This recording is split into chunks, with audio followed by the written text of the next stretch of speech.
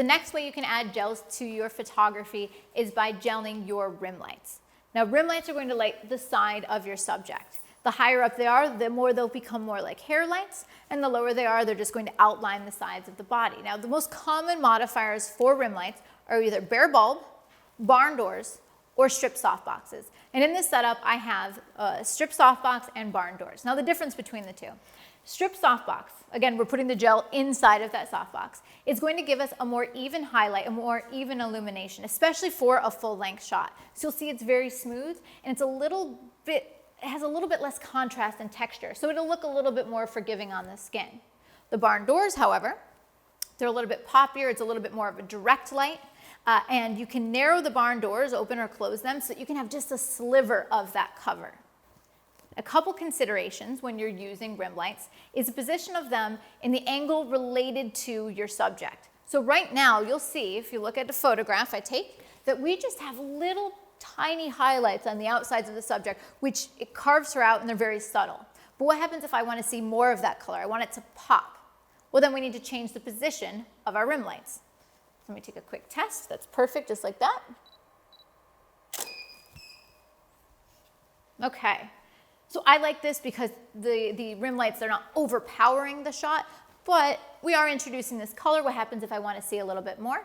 So Stephen, can you move those rim lights a little bit closer towards camera? We're going to move it up around the side. And what you're going to see is that those highlights, they actually expand. They actually grow, and you see a little bit more of that color. Okay, good. You can see even with your eye that it's kind of wrapping around her jawline here. Let's try that. Perfect. Great. So the rim lights, they get a little bit broader.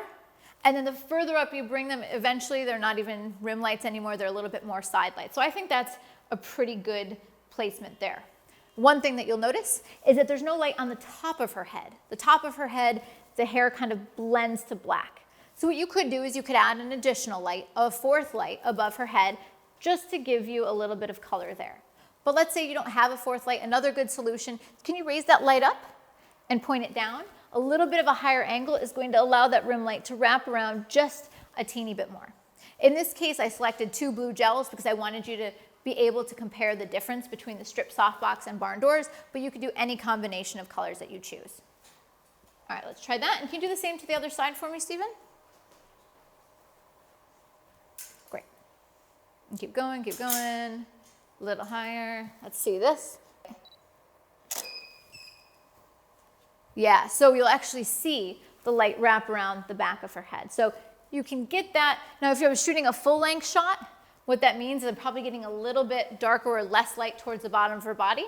So I may need to actually add a hair light and keep the rim light where it was. But for a beauty shot like this, I can make a single light dual purpose as multiple by changing the angle. One of the things I like about rim lights, one of the reasons that I use them is it helps pop the subject out from the background, but it also helps draw attention to beautiful features. So if I'm photographing an athlete, I'll have those rim lights rake around the body for definition. Or if I'm photographing a beautiful model like this, those rim lights are actually picking up a little bit more separation on the jawline and her cheekbones, and I think it's flattering to those features. So before we move on from rim lights, I want to show you a couple simple but fun creative effects. What we're going to do is we're going to take off the modifiers and just use the bare bulbs with gels. What's nice about this, you don't have to own any special modifiers, but can create really beautiful results. We're going to purposefully flare the lights at camera. We're going to actually point them on purpose, and then we're going to create this kind of mist or haze to the atmosphere. So Stephen, can you take off those 2 rim lights and then point them back towards camera? Let's give that a try. Great.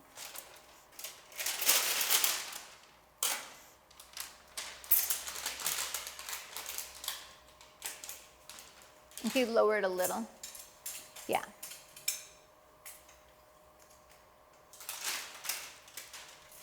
Good.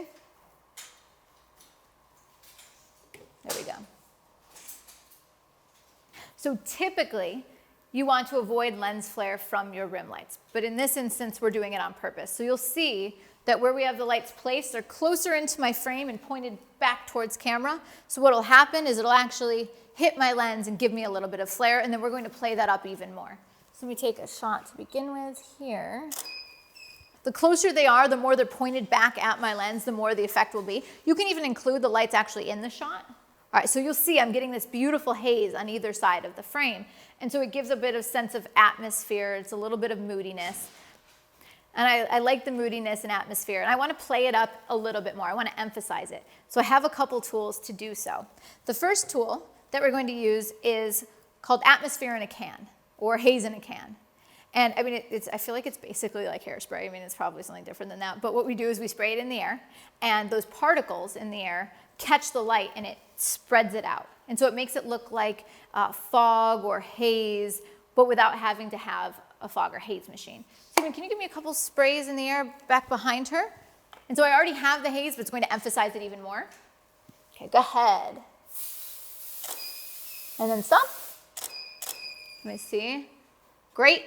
So you'll notice that that haze, it really, when it's backlit, the particles, it picks up the light, kicks it all around, and it gives like a physicality to the light. You can actually see the direction of the light. Haze in a can is great, but there's one more tool that you can try, and it's actually a filter. It's a filter that they use a lot in cinema, and it's called a Black Pro Mist. What a Black Pro Mist does is it takes a light, and around it, it makes it kind of, they call it bloom, it makes it kind of glow a little bit more. So it's how they make those romantic glows around lights in the movies. Now they come in different amounts. I have a fourth, but you can go even stronger than that. And the stronger you go, the more your lights will haze. And so I'm going to just take a shot with it in front of my lens and not in front of my lens. And you'll just see a little bit of the difference.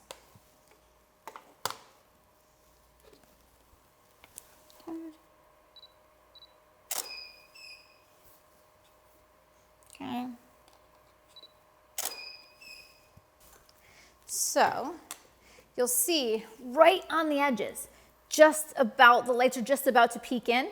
What that Black Pro Mist does, the 1/4, is it's grabbing that and giving you little streaks, a little bit more haze. So you can do it actually with haze, or you can intensify the effect with a filter.